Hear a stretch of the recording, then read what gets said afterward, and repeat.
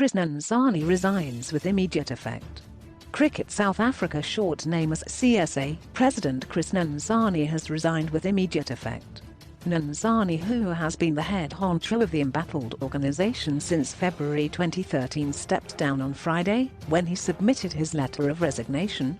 Nenzani's resignation less than a month before he was due to step down as the organization's president at next month's annual general meeting draws the curtain on an extra year in the presidency that has seen CSA implode spectacularly on and off the field.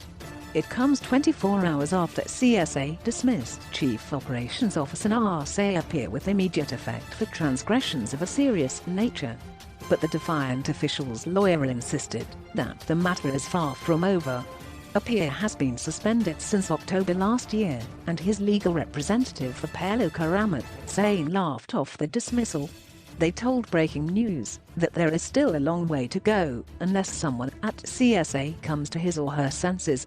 CSA is scheduled for a follow-up appearance before the Parliamentary Committee on Sports, Arts and Culture on August the 25th after Nenzani led the delegation that was grilled by the committee on June the 19th.